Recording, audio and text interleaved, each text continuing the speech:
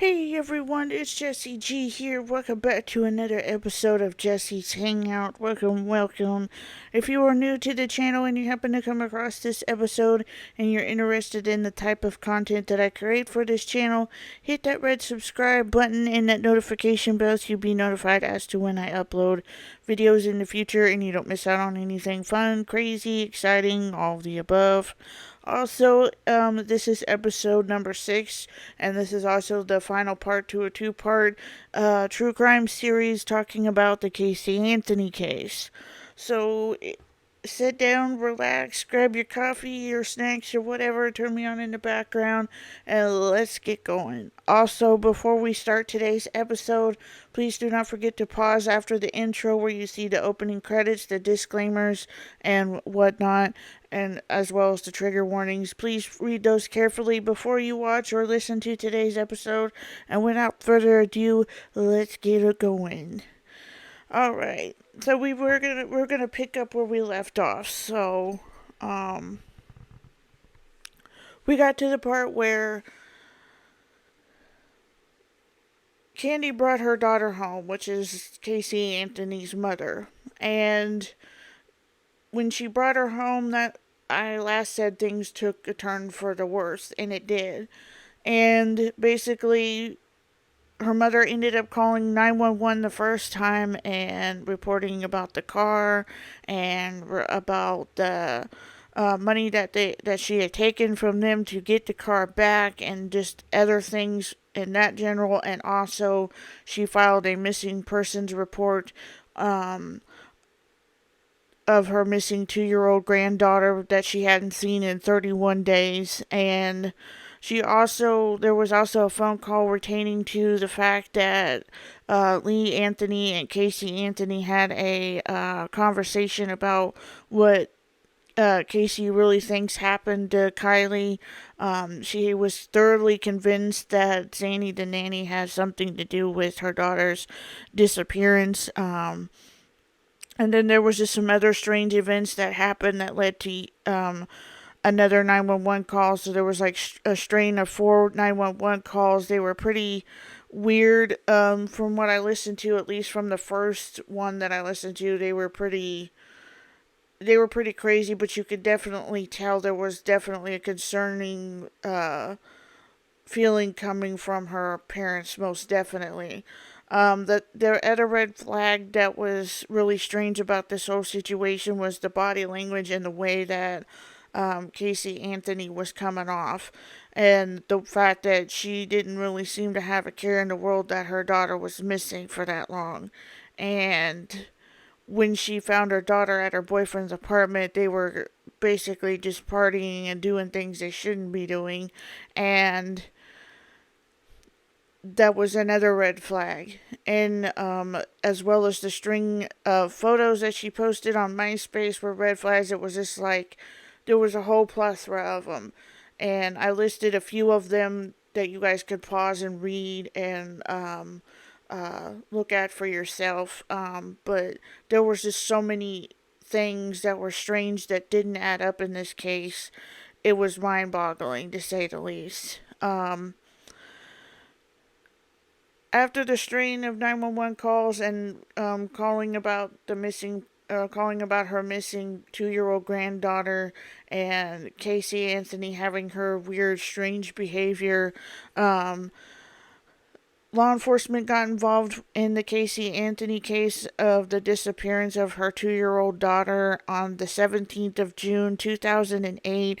As they were trying to investigate the disappearance, as they were trying to get statements out of Casey herself, it was like she danced around the whole thing. She didn't want to tell the truth. She had law enforcement believing that Zanny the nanny had been responsible for her going missing and for her not being around for that whole month.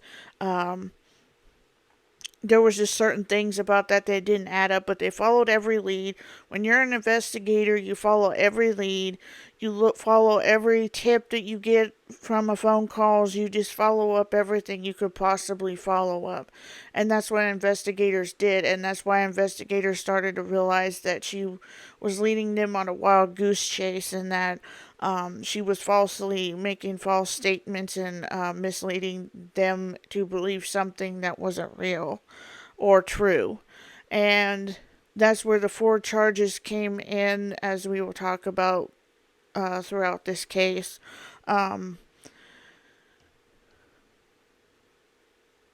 when that was all said and done, on the 27th of August 2008 of that same year, crime scene investigators were looking in the trunk of the car and trying to see if they can get an odor smell from a device that will basically kind of sniff it out, kind of like how dogs would sniff out people's sins and whatnot.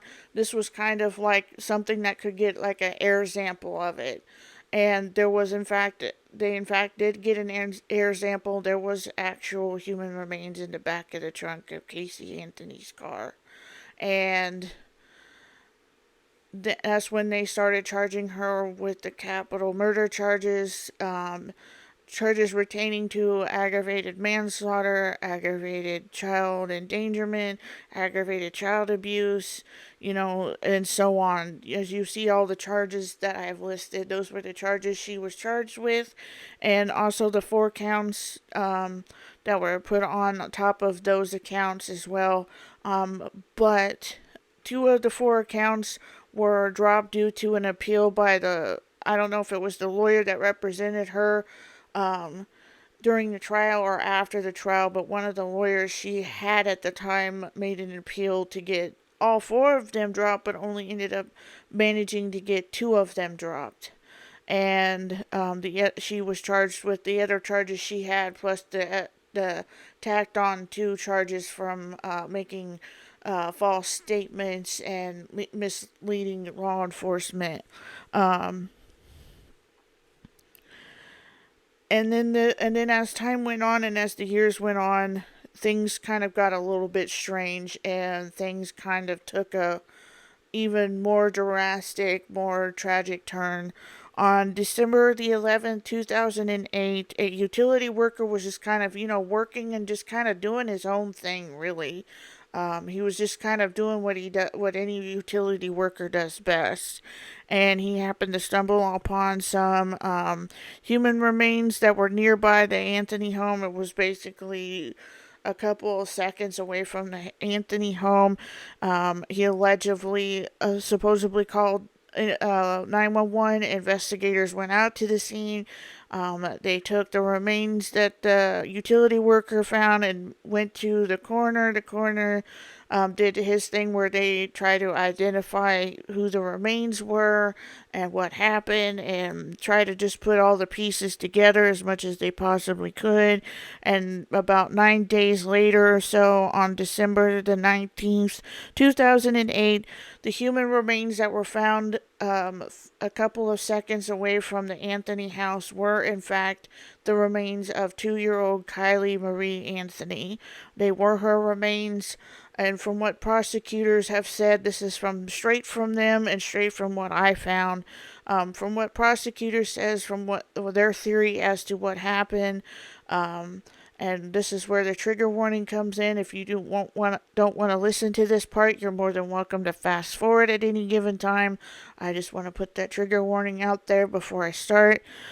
Basically, prosecutors think that Casey Anthony used chloroform to render her daughter unconscious, and then used duct tape to smother her to death with, and leaving her in the car for a certain period of time until she finally found a window to dispose of the body where they found it at.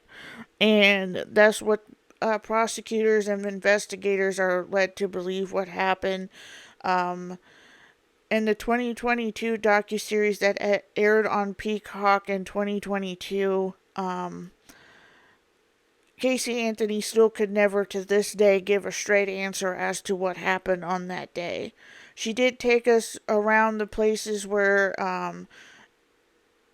things have happened and she kind of discussed it, but it felt like she just kind of danced around it even more. Like she couldn't really give an definitive answer as to what really happened. And we may never know. And that's kind of happens with these sorts of cases. Even with serial killer cases, you're never going to get the full definitive answer as to why they did it. You might have a theory, work a theory as to why they did it, but in all honesty, you will never have all the facts as to what really happened because the only person that knows what happened is the person that did it. And in this case, that's the way this one is too. Casey Anthony is the only person that knows what happened to her 2-year-old daughter. And on top of that, there's also, I don't know if this really pertains to the case entirely, but people to this day, even her parents didn't even press Casey Anthony. I even talked about this in the first episode. They still to this day do not know who her Kylie Marie Anthony's actual father really is. And I don't know if Casey Anthony has hinted on it or if she did it pretty well where people wouldn't really notice, but only she knows the real truth. It's like I was saying with this case. She only knows the truth. Now whether she speaks the truth, that's up to her. Which is pretty sad in my opinion. On August or not August on April the 13th, 2009, prosecutors were seeking the death penalty due to the evidence that was found, due to the air sample that was found, due to multiple interviews and multiple other types of evidence, and the theory as to what happened to 2-year-old Kylie. They were seeking the death penalty with the charges that were against Casey Anthony, and they were looking to really go after her full force. And the sad part about this whole case is, even though her case lasted from May 2011 to June or July of 2011, and when the jury came back with the verdict, this is what really rocked the whole world. This is what really stunned everybody. When the jury came back with the verdict on June or July of 2011, they found Casey Anthony not guilty of all of the charges that were against her. And she was set free from prison on, I would assume, on a bond. People were trying to figure out how in the world did this woman get found not guilty of all these charges and get released from all these charges and get away with all this. They dug deeper into what was going on, and apparently this is where the lawyer scandal comes in. I call it the lawyer scandal. This is where they found out that she had a relationship with the lawyer at the time that was representing her, and they found out some things that were going on between them that shouldn't have been going on, that should never be going on between a client and an attorney. Things that were not supposed to happen were happening, and of course, even though they found that out, Casey Anthony, of course, danced around that and would never really give a definitive answer as to why she did it. It was kind of crazy. It was more like a he said, she said thing, really. And it affected her case, it affected her relationship with her family, it affected everything. And still to this day, she has no contact with her family. She has hardly any friends. The attorney that was opened his own private investigation that allowed her to work with him is the only person or friend that she has apart from his family. She helps him work and do things and make sure things get filed right and all of that. Basically, he helped her pick up the pieces of what was left of her life. And she is now 36 years old. She lives in Palm Beach, Florida. Allegedly, from what I heard, that's where she lives, but I could be wrong, even though they've typed that out. It could be different now, who knows. But she lives by herself, and judging by the 2022 docuseries, she lives a pretty isolated life, honestly. And what I mean by isolated, she's just kind of an introvert. She doesn't really socialize with anybody anymore. She only socializes with the lawyer and that she works for and his family. She doesn't really socialize with anybody. She really doesn't have any contact with her brother or anybody from the Anthony side of the family. She doesn't really have any contact with the friends that she did have before the case started. She just kind of fell off the radar with them, basically, and she has to live life differently and carry all of that media and social media drama with her. And there's still people to this day that go after her, that went after the whole docu-series. There was people that still think that she will never ever ever tell the actual truth, and it's mind-boggling, it's sad, it's tragic, and it's a lot of other things. And my final thoughts of this case is I know she did it. We all know she did it. Now the thing of it is even though we've proved that she did it, it wasn't strong enough to actually prove that she did it. And for somebody to get away with murder like that isn't unheard of. It's not unheard of. It's not uncommon for somebody to have a case like that or hear about a case like that. But this case really blew up the social media world. This was like one of many cases that have blown up the world. And the fact that a 2-year-old little girl lost her life out of this whole situation, and the fact that there were so many lives changed and turned upside down, and people were affected by it that had no affiliations with the Anthony family whatsoever, and they were affected by it. The whole situation was pretty crazy, to say the least. But anyways, if you guys haven't watched the first part of this two-part series, it's linked in the description box below this episode. Also, please don't forget to give this video a like or a comment. I appreciate that most deeply. Also, if you wish to stay even more up to date with me, please go check out the description box and follow me on all my social media. If you haven't hit that red subscribe button yet, you should hit that red subscribe button and that notification bell so you'll be notified as to when I upload videos in the future, and you guys don't miss out on anything fun, interesting, or all of the above.